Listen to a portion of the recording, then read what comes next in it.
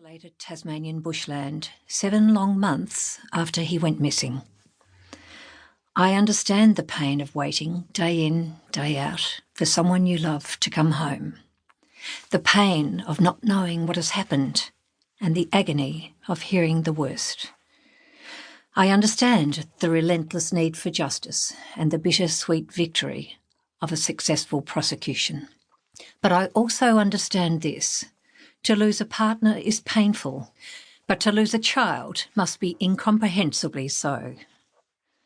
Over my 35 years as a journalist, I've written countless crime feature stories, worked as a true crime television producer and researcher, and published 8 books, 5 of them about unsolved murders and serial killers. In 2019, a 5-episode series, Debi Marshall Investigates Frozen Lies, for which I was investigative producer and host, aired on Foxtel. The series, which starts with the murder of criminal lawyer Derrance Stevenson in 1979 and continues into the cases of the family murders, is a complex labyrinth of questions and possibilities. What was going on in the years leading up to the series of abductions and murders that became known as the family? Was there a connection between Stevenson and the family? Was there, as was so often suggested, a cover-up at the highest levels of government and the judiciary? The more questions we asked, the murkier the story became. During production, our team, led by director Chris Thorburn, flew in and out of Adelaide for a year for research and filming. Adelaide. This lovely city built on the banks of the Torrens River and its dark secrets had fascinated me for decades, since the 2 years I had spent there as a university student in the late 1970s. How dark those secrets were, I would come to understand only too well. I had written the book Killing for Pleasure about the bodies in the barrel case, on which much of the movie Snowtown was based.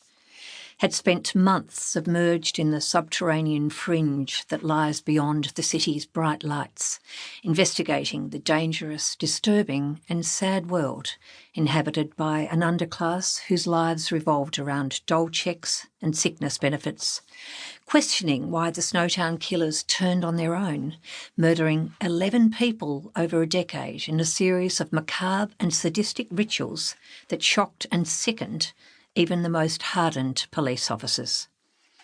I knew that side of Adelaide. Now I was turning my attention to her other face, the world of violent spectacles, of power and money and influence, of unsolved murders so bizarre, so ritualistic, so horrific, that by the time I'd finished writing, I had to step back from the abyss of possible post-traumatic stress. This Adelaide was foreign to me, a city fringed by inky black parklands and where a Gothic angel guards its main cemetery, a city of rumours and innuendo, a city of shadows, a city of suppression orders, a city of secrets, a city of churches, a city of corpses. A podcast of the same name followed the television series, and soon after I started writing this book. I'd researched the story for years, but with people coming forward on the back of revelations aired in the series and podcast, I now had more contemporaneous material based on their memories. I was under no illusions that this would be a tough story to write, but just how tough I could never have imagined.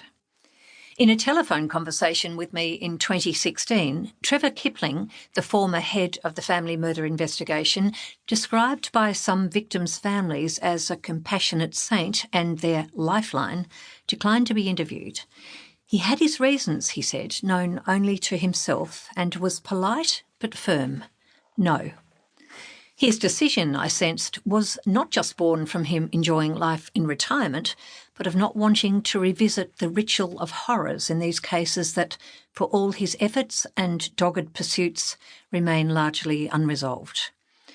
He wished me luck and ended the call with this enigmatic comment.